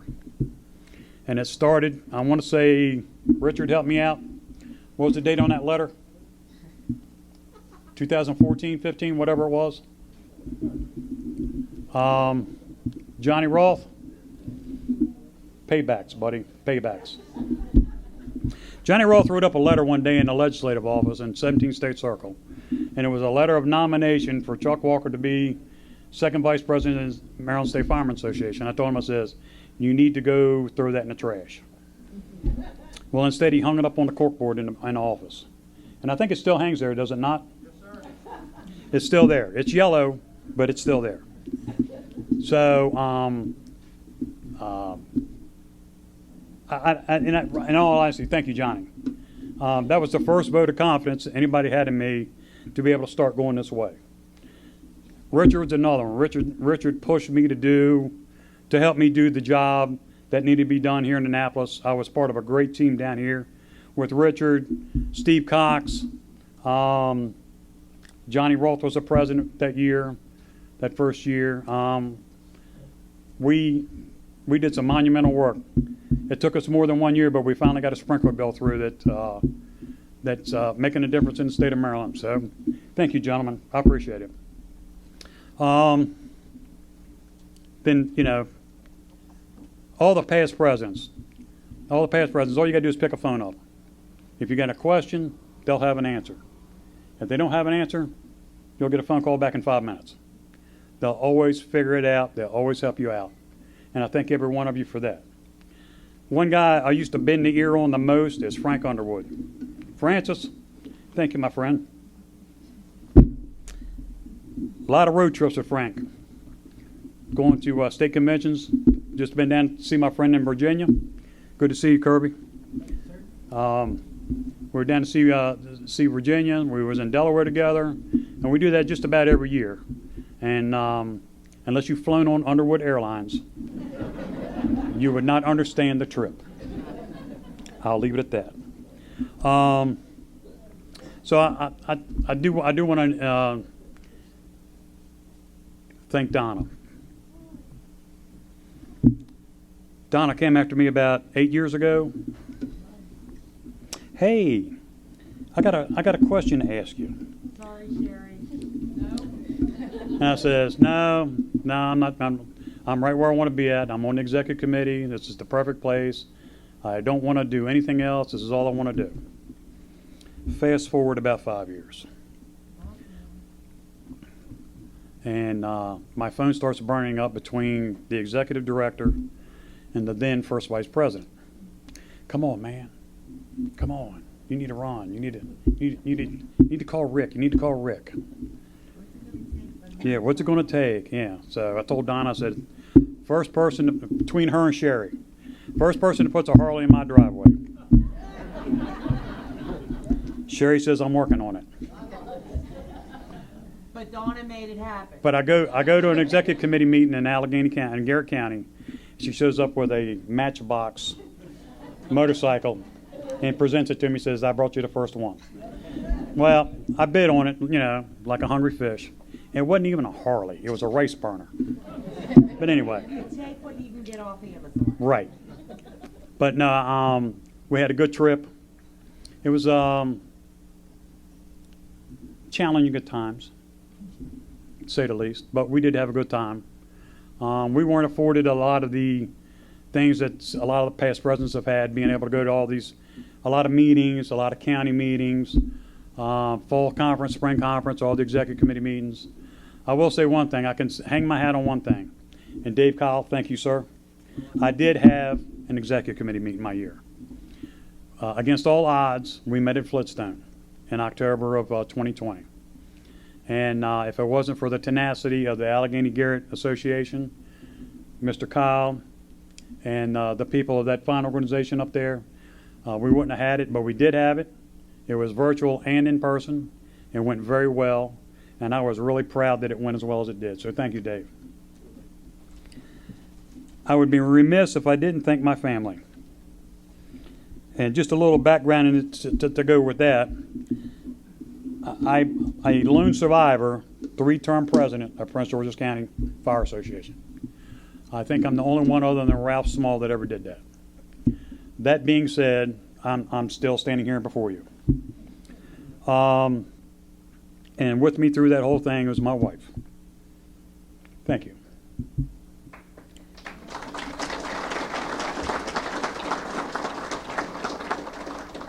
When I got asked, when I was propositioned by past President Faust to put my name in the hat for second vice, I came home and told Sharon, I said, yeah, blah, blah, blah, blah, blah, I'm getting a lot of pressure, yada, yada. She's going like, fine, I don't care what you do. I said, no.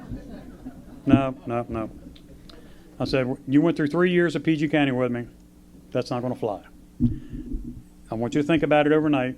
Call me tomorrow, let me know. So tomorrow was a Friday. Friday during January to April is Friday morning meeting on Taylor Avenue. So I get a call just before the meeting, and she tells me, she says, serious business, if you want to do it, go ahead and do it. So I had to wait till after all the whole meeting and everything was over with, got done, and then I called President Blair. Told him, said, put my name in the hat. And lucky me, here I am. Thank you, Rick. It was your choice, and I thank you. Thank you, sir. So on top of my wife, Sharon, is my 2 evil spawn. My oldest daughter, Alyssa, and her fiance, Ian, the Ian, and my youngest daughter, Shelby. Thank you, guys.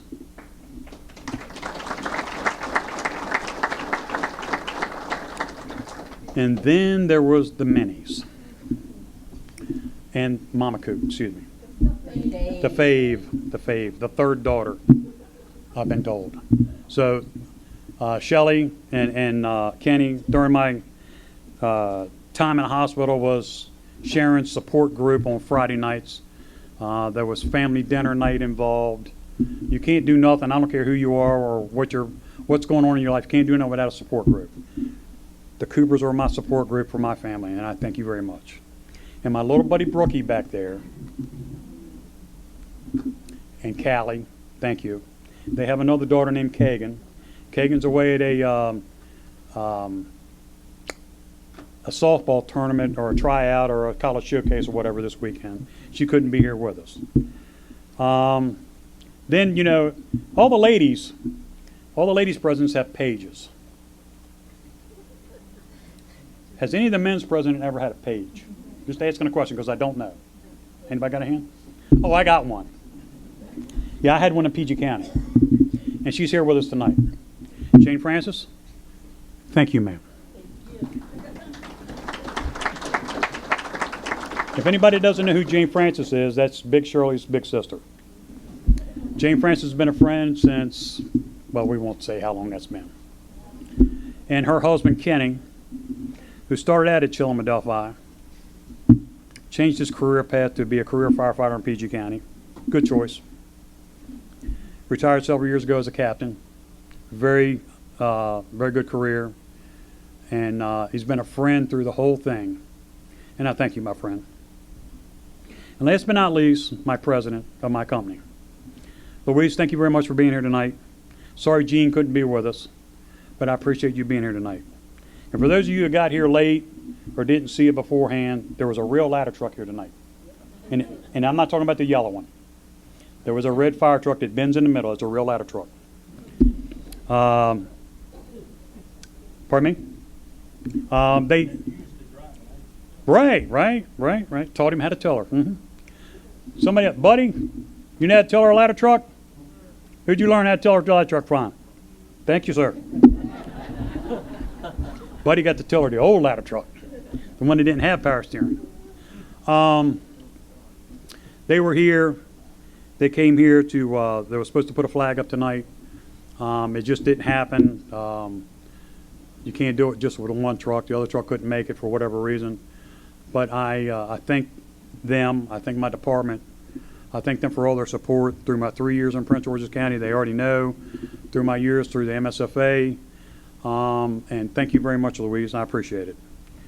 And in closing, I just, like I said, it takes more than one person to run this organization. And I thank every one of you. And I'm so glad to see this room filled up tonight.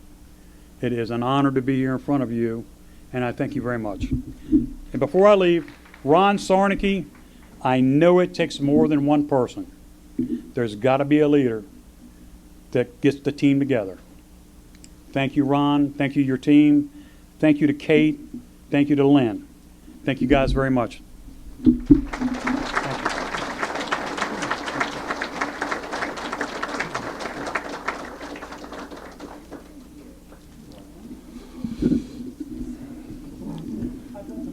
Thank you, Mr. President. And now we'll move to the 2020-2021 Ladies Auxiliary President from the west side of the town. Right? It was always, you know, one of the things that I get to enjoy in the things that I do for the MSFA is I get to announce the ladies from the time they come in until the time they go out. So this is like a bonus round, right? And when Donna was in the line, it was always the smile, because she was always radiant. When I say that, coming down on the tram in Ocean City was always there. So, Madam President, the podium is yours. Enjoy. Thank you.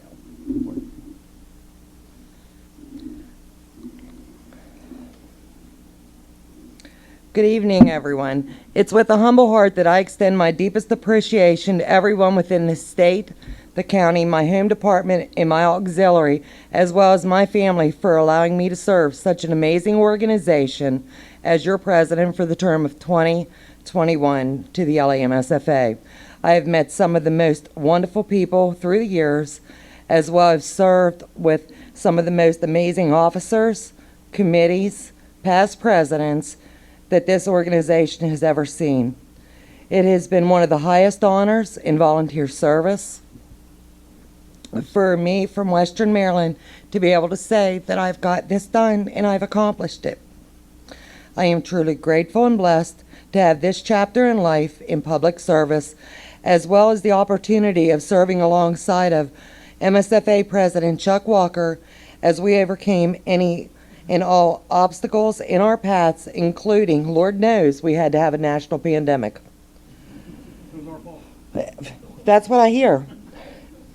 We are both humbled and grateful to have served and extended our congratulations to the incoming administration of the MSFA, Joel Mckay, and LAMSFA, Becky Wathans. To my officers, thank you for your never wavering support as we made new ways of navigating this pandemic.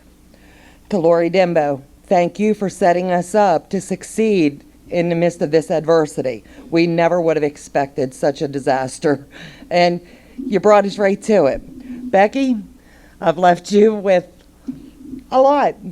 I'm the only sitting president of the LAMSFA who can honestly say, I didn't have a fall conference, I didn't have a spring conference, hell, I didn't have to have a meeting. You managed to do both my executive meetings that we had to call. Every past president came to our help. I don't know how many rules we had to break, how many backs we had to step on, But by God, we got this organization through it all. And without every past president, numerous phone calls, I don't know how many tears, we did it as a whole. And for that, I'm thankful. Some people would say, you know what? You didn't have your installation. You didn't have all this. When my daughter looked at me when I found out that we were not going to go to Ocean City because of this pandemic, and I was breaking. I'm human. She looks at me and she says, Mom, you know what? By God, people's dying. Tell them that. She goes, your goal is what? And I said, to keep people alive. And by God, we've stuck to it. And for that, Samantha, I'm thankful. Because you brought me back to reality for a minute when I was losing it. I have some special guests with me tonight. Delegate Mckay, thank you for never wavering in your support of me. I greatly appreciate you and all the prayers in my travel. LAMSFA, my past president, Sandy Lutz, you and Lee have never wavered, and I'm thankful. Thank you, sweetheart. MSFA past president Frank Underwood and your family, I couldn't have made this journey without you, and I'm thankful that you were at my side every step. Bowling Green Ladies Auxiliary President Mary Carr, you pushed me to my limits to make sure that when we said we were going to do this, by God, we did it. We may have fought tooth and nail at times, but by God, we did it. And we did it as an auxiliary. We didn't do it for Donna. We didn't do it for Western Maryland. We did it to represent Bowling Green in style. Pam Kyle, thank you for being at my side in all the numerous prayers. No matter what adversity was tossed my way, we could talk on the phone or we could scream. But by God, we got it handled. The Allegheny County Volunteer Fire Department Association Vice President Jonathan Dayton and Addie, thank you for sharing your bride with me on numerous phone calls and whatever I needed. Addie, you've always been there for me, and I appreciate it. Jonathan, we got this moving forward this year. Hopefully this pandemic doesn't knock us back in the county. Washington County, Rick Blair, Annette Simler, and Tina Murphy, thank you for your never wavering support of me. And whatever I needed, you were always there. You are appreciated. To my family, my daughter Samantha, her husband Jason, I don't know what to say other than thank you. You've given up years of vacations for me, stood at my side, never wavered, and when we were at the beach, whether we got along or didn't get along, we got the job done, and I'm thankful. To my son Chad, thank you for everything you've done and pushed me. When I wanted to give up, you were like, no, Mom, we're not quitters. You told us we could never quit. Thank you, son. To my granddaughter Peyton, I found out about you in your mommy's tummy right after I was elected into the chair's estate. You've had this amazing journey with me, and I couldn't have done it without you. Thank you, sweetheart. And to my husband, Joe, he doesn't know the word no. Anything I ask, sure, honey, go ahead. I don't know if it's to get me the heck out of the house, so I'm not nagging him, or he's just that supportive. But we'll go with the supportive. All right, my granddaughter Peyton wanted to say something tonight. So if y'all don't mind, I'm going to call her up here for a second.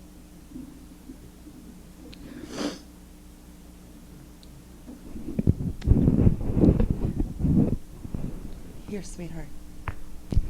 I love my Ying Ying because she's super nice, takes care of my pets, and loves to buy me stuff. And of course, she's been always doing everything that I've ever wanted, and I love her so much. I love you, Ying Ying.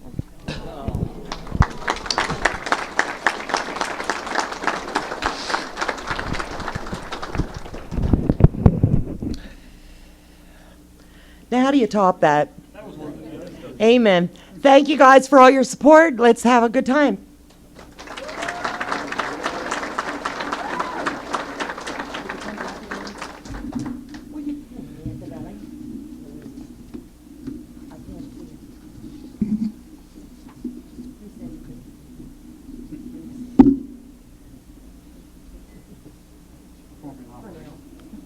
Got all your parts?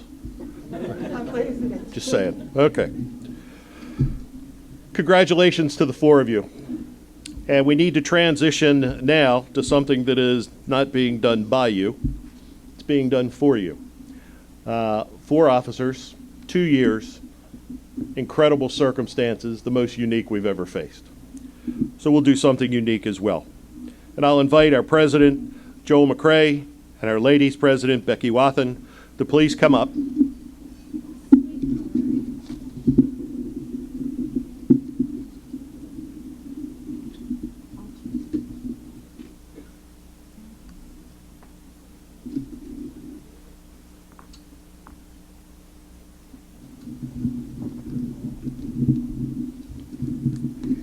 Good evening. It's great to see everyone this evening.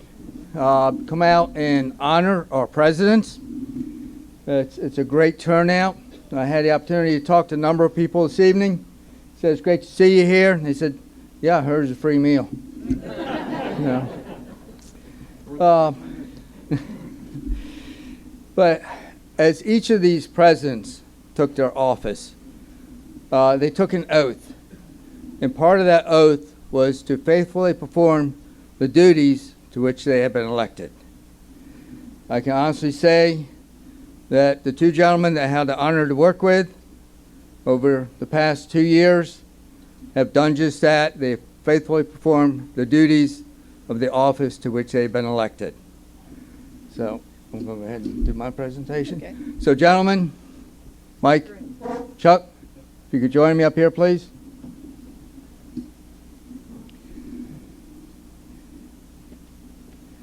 As you have mentioned, Ron and committee have done an excellent job with putting this all together. They even went out and ordered challenge coins, but as the fickle finger of fate would have it, they didn't arrive. So we are presenting you with a very lovely but tacky vinyl copy of the challenge coins. I'm good with tacky. I'm good with tacky too. And congratulations. Thank you, Thank you, sir. Thank you very much. Thank you. We're really good with tacky. I think they like the tacky. It takes the little things to get them excited. It does. So I'd like to thank President Lori and President Donna for their service for the last couple of years. We've got it now, girls, so we're rolling. And I know that your families and your departments, your counties, gave a lot of themselves to allow you to do that. And that's something that we cannot do alone. We have to have the support of everyone behind us. So on behalf of the MSFA and the LA-MSFA, I too get to present you with your 2 tacky coins. So if you'd like to come up, and I'd give you these. Thank you.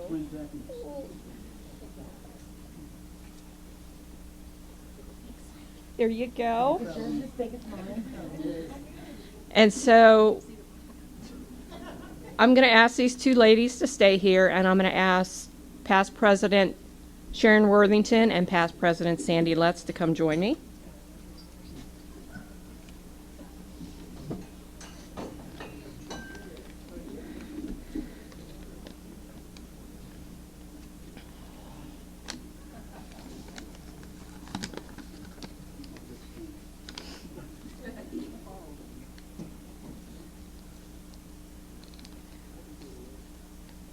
So it's been 2 years since we've been able to be together, and these ladies deserve to have these presented to them in front of their families. I'm going to give this one to past President Sharon, to pin on Lori, her past president's pin. We forget that we get older and we can't see. I got it out of the plastic for you. Now we want you to pin it. Oh. I got nowhere near it. I have to tell you, the other day I had a chance to go to a conference, and I didn't want Lori to ride by herself. And I had several people to ride with, so I rode all the way home, and I slept while she drove. You'll get there one of these days. Another 20 years, you'll catch up to me in age. So, congratulations.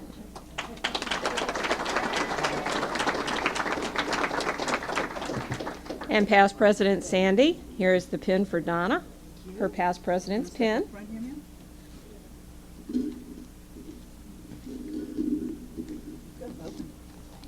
Hey, I got it out of the envelope and the plastic, okay?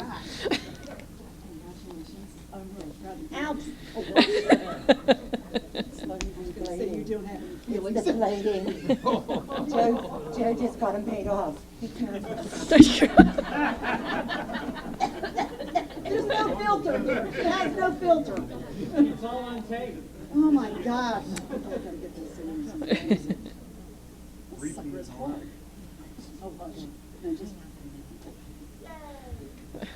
I'm so proud of you. Thank you, Becky. You're welcome. Donna. Not quite done. And again, because we haven't been able to meet in person, I'm going to present you with the gift from your officers from this year. Oh, thank you. So, Look at that. sure, why not? Will you hold my do not lose? Oh, absolutely not. You can be tacky too. I heard they were tramp stamps, you know. They were what? Oh. Am I supposed to look?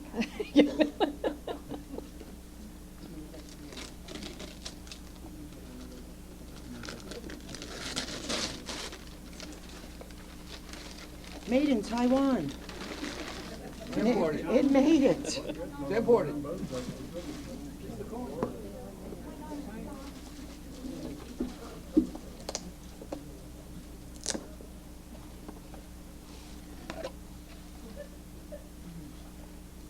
Open the big one first.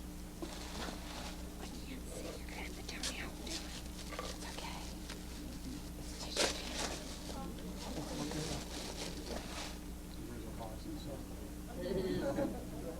Boxes inside a box. It's a Pandora bracelet a Pandora bracelet. with one charm on it. There's a charm on it.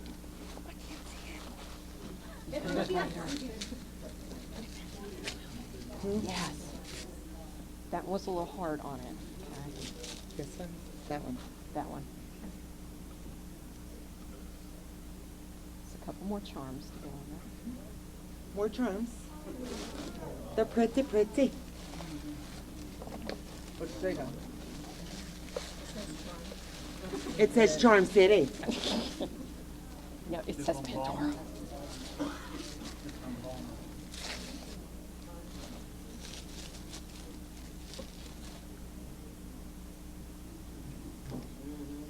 A little hard upon them. One's got the little crab on it. I was gonna yell I got a crab, but I don't want to do that. Donna got a crab, okay? That she didn't want it to anybody. Becky gave it to me. Thanks. Oh, tacky. Oh, Donna. Oh, Tacky. I don't want to lose it. I'm going to insure it. All right. Thank you, everyone. Thank you, officer.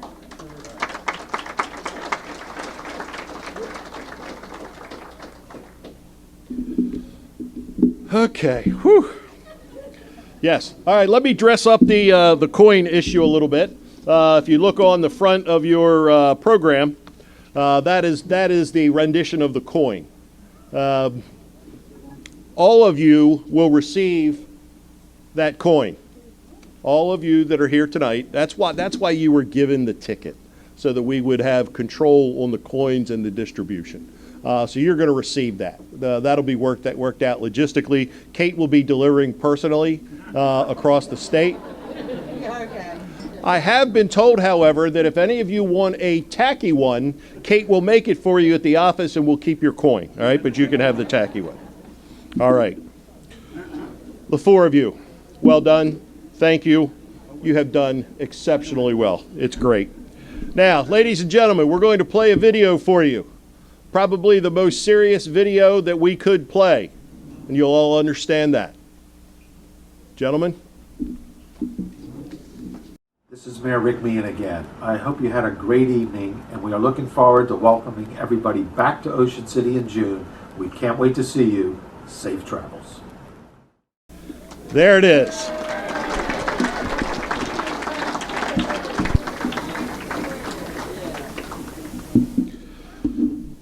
When they asked the mayor if he would like to do that, you can imagine his response, right? And then we told him it was going to be played and it will be, streamed and it will be available, and he toned it down just a little bit, but you get the message.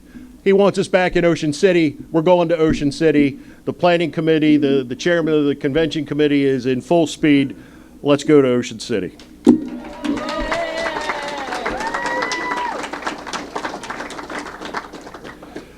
All right, two announcements. The centerpieces on the table are awarded to the person that has a red sticker on the back of your program.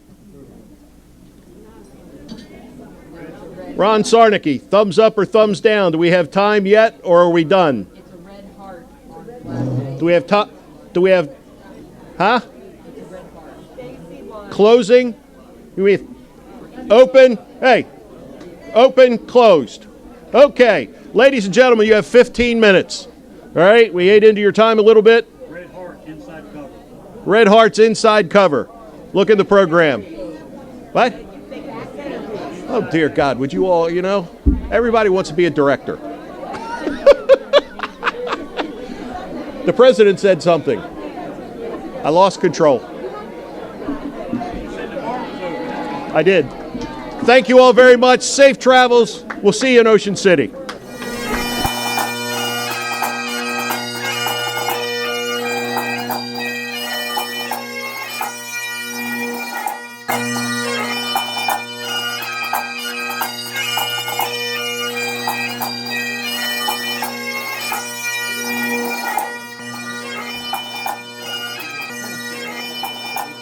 From the United States Naval Academy here in 1995, where he was a 3-year varsity letter winner in football. Where's the plaque? Woo! In the corner. Where's the plaque? In the corner? So that gentleman's name is on a plaque on that wall. There's your mission tonight.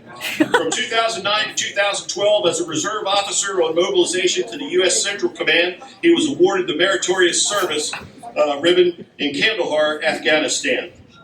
After 2012, in his reserve capacity, Captain Holleran supported the Office of Naval Intelligence, the Chairman of the Joint Chiefs of Staff, various intelligence community agencies, and the U.S. Space Command. He has been an executive officer and a commanding officer for several Navy Reserve units. In his current day job, he is a federal civilian employee with the intelligence community, where he supports the Department of Defense cybersecurity programs. He and his wife, Jeannie, a.k.a. the cheerleader, have raised 4 boys, and they live in Annapolis. Ladies and gentlemen, please welcome Captain Steve Holler.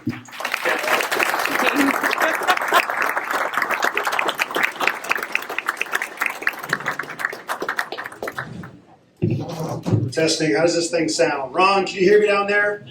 Oh, awesome. Okay. Say good evening, everybody. I'm Shane Halloran. Thank you very much for the kind introduction, Richard. I appreciate the opportunity to be with you all here tonight. If you weren't aware, this is your United States Naval Academy. It is a taxpayer-funded institution of higher learning, and if it weren't for all of you hardworking Americans providing for the common defense, young folks like me from around the country wouldn't be able to come here and get an outstanding education and then learn the profession of arms to support and defend our Constitution. So this is your academy. Thank you for supporting it. Woo! If you weren't aware, this is the N-Star room. So the N-Star is worn by athletes at the Naval Academy. Varsity athletes, we actually harken back to like Happy Days. We'll actually wear a varsity sweater pre-game day, and it has, if you won a varsity letter, you'll have a varsity letter stitched on that sweater, and if you beat Army in a year, you'll get a star attached to that end. So this is the N-Star room. I beat Army once, so I got 1 star. I have classmates on this wall somewhere. Each one of these plaques is a year that has all the varsity letter winners from that particular year's class. I've had classmates who, like in track, you play like twice a year against Army, and they have like 7 or 8 different stars. So I got star envy. I only have 1, but I got 1, so that's good. So again, welcome. I got about 11 minutes of material here, and then I understand I'll get the hook because I know that the bar is open again, and this is a firefighting event, correct? So, So I won't go too long. If I see my wife starting to jump up and down, I know it's time to get another glass of wine myself, and so I'll be happy to join you all later. On a serious note, though, it is my honor to be here with you tonight to celebrate recent past presidents of the Maryland State Firemen's Association and the Ladies Auxiliary. I was happy to take the call from Rose Clark. I'm assuming some of you folks might know Rose Clark here in this room tonight. Woo! We love Rose. We do love Rose. My family and I have had the pleasure of knowing Rose through the Naval Academy sponsorship program. She runs that. She's a coordinator. So wayward young midshipmen will come here like myself at some point, and we need a local family, if we so desire, to spend some weekend time away from the fine institution down the road that we lovingly call the boat school or Canoe U. And when we want to get away from it, just kick back and eat some good home-cooked food. That's where the sponsorship program comes into play. We've had some 12 midshipmen come across our doorsteps in the last several years, my wife and I, and we give them a home away from home on the weekends. It's been good for my kids also to be around those type of folks. They're great examples, positive role models. It's an active service that my family likes to do, our way to support the mids, and we enjoy having the young folks around because it keeps us all younger, right? So it doesn't feel like a sacrifice. I only share this aspect of my home life because I intend to talk about service and sacrifice a little bit tonight, and so it's a good fitting entry to that subject. Plus, I like to brag about my wife. It was funny to see my wife Jeannie and Rose interact on several Navy sponsor family assignment days where you herd in like cattle to the Naval Academy's basketball arena. They bring in all the first year midshipmen and they sing songs and they jump up and down and cheer for about a half an hour while they're waiting for everyone to file in. And then all the sponsor families are down on the basketball floor kind of waiting to get assigned. And then as soon as Rose blows the whistle, we all get to go grab our midshipmen and go get to meet them and take them outside and get to know them a little bit. So Rose will always though ask the question, hey Alex, you think you could take one or two more mids this year? We got some extra. And my wife Jeannie's always with the raised eyebrow and the nod. I'll take several more if you have them, please. Actually, she was recruiting a couple here tonight. Anyway, so again, I like to brag on my wife. She never turns down a mid, but she does look for chances to support, and as do I. We're glad here to support a fellow organization, the fire services that supports and defends. The last thing I would like to brag about my wife is that she's a real estate agent here locally. She has some TikTok videos she's advertising, but I share that because on her videos she opens it up with, I'm a Marine mom, the wife of a Navy captain, a proud stepmom, and a Navy sponsor mom. Notice how I'm not first in that list, right? So, I guess once a Marine mom, always a Marine mom. But second place isn't bad in a tight race, I guess, so I'm happy to be here. So get into the serious part. I'm from a family of servant leaders myself. My grandfather was a naval officer in World War II. My stepson was a Marine. My kid's sister was an ICU nurse in Boston during the height of COVID. Okay, I got to get this list right. It's my cousin, my brother-in-law, my kid brother. They're all firefighters up in Boston. I mean, our uniforms kind of look the same, right, sir? So maybe it's not too late for me to switch teams and I can go pick up a game of fire service up in Boston at some point, right? But I digress. So the focus tonight on service and sacrifice and on servant leadership is what I'll talk a little bit more about. These are themes I want to touch on and specifically highlight some of your very own past leaders. So let us reflect together. The trials and challenges of the pandemic over the last 2 years, they were incredibly stressful for all first responders and rescue personnel. We owe them so much. I thank you for supporting them, and I encourage you to continue to celebrate your accomplishments that you've experienced as a group over the last year or two. And I would exhort you to keep pressing on. Don't give up the fight. Now more than ever, the support your organization provides to the state's volunteer companies is so important. Many of our companies won't have successful volunteer fire and EMS programs that they need without the training and education, the recruitment programs, the loan and grant products, and the bereavement support provided by the Firemen's Association and the Ladies Auxiliary. The difficulty of doing this good work virtually during the pandemic cannot be understated. To have continued successfully on mission is directly related to great teamwork, organizational focus, and servant leadership. And on that point, I can make several linkages between the fire rescue service and the military.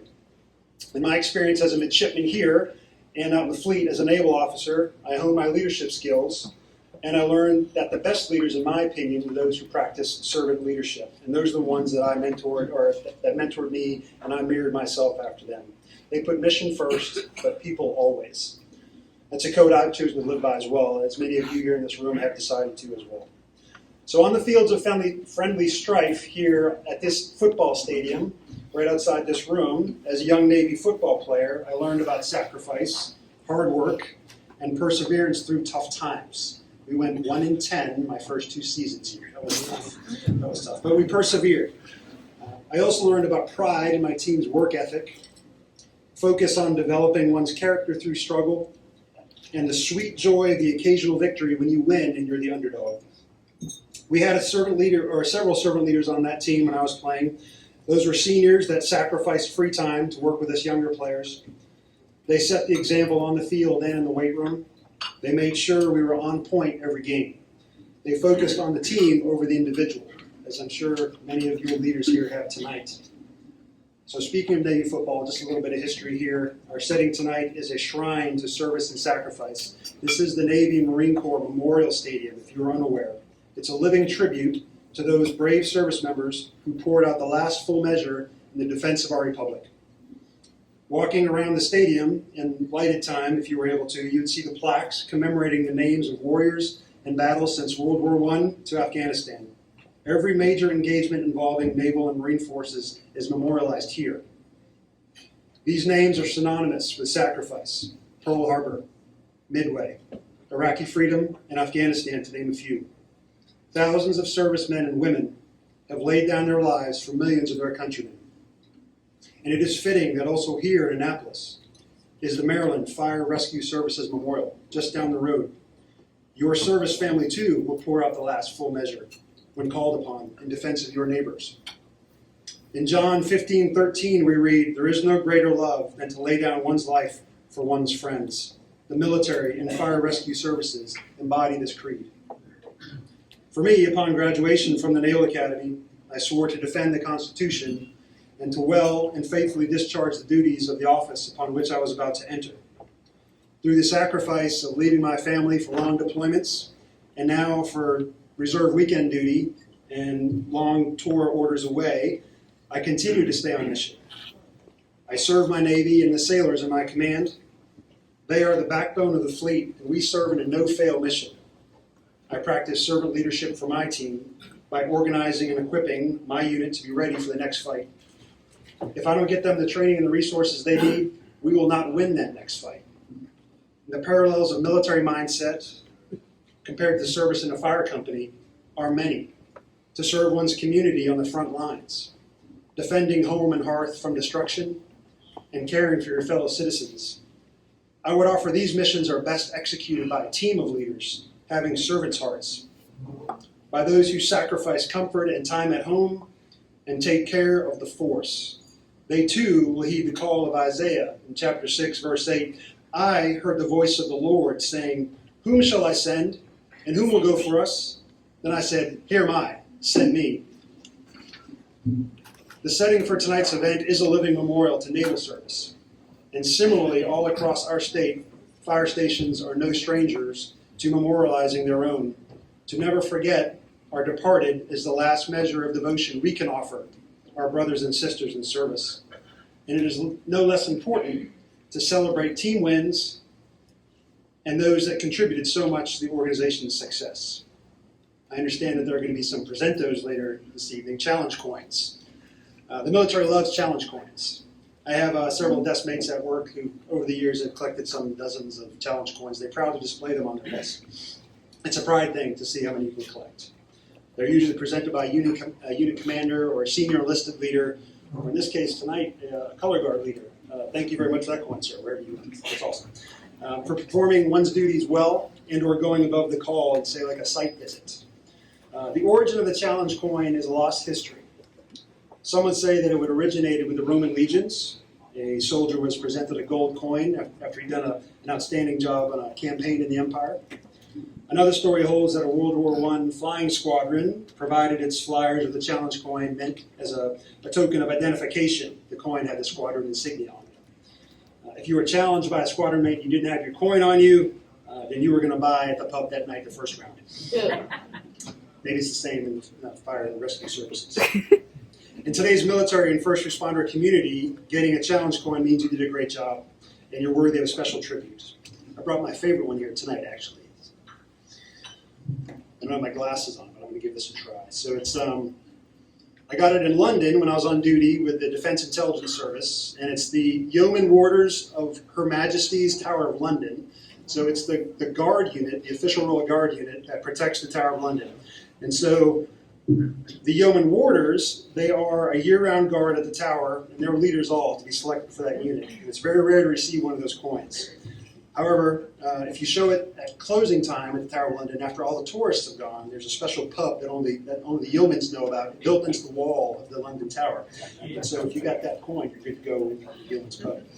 So I would hazard a guess that tonight's honorees would be welcome at the Yeoman Warders Pub, because I understand that they have consistently exhibited foundational qualities of servant leadership. So I'll close in just a short review of some of those qualities. Now, I've not met any of these people personally, but I've had the opportunity to hear folks brag on them, and Ron specifically gave me some great insight. So in no particular order, Lori actively serves as an assistant chief, having grown up in a fire department family. She's a riding member of the Level Volunteer Fire Department. She's out there among the troops, leading by example. Donna, she serves the community as an emergency medical technician with Bowling Green, serving with commitment and zeal for her community, I've been told. Her family and her firehouse family are very important to her. She builds community. Michael, from Sudlersville, he served as a principal advisor to the local jurisdictions regarding programs, developing and directing strategies to meet goals and priorities. That's just a lot of words to say that he shares vision and shows the way. And then Chuck Walker from Chillum and Adelphi, he proved most adept at navigating the state legislative processes in Annapolis, this keeps going, for programmatic and budgetary assistance. That's a whole different language. I don't know what that means, but that sounds awesome. That's phenomenal. Thank you. I'm told if Chuck didn't have the answer to something, he made sure to find someone that did. He valued resourcing his fellow firefighters and putting them first. You can see that all four put the need of the force before the needs of themselves, and they had servant hearts. To the honorees, I say well done and congratulations. You were tested and found worthy. You kept your team focused on mission. You well and faithfully discharged the duties of the office upon which you held. You earned the trust of your team, and they thrived in a time of challenge. And I'm glad I could join you all tonight to remember and celebrate. I pray that God and his angels keep watch over those on watch tonight, and I thank you for letting me be with you. Thank you.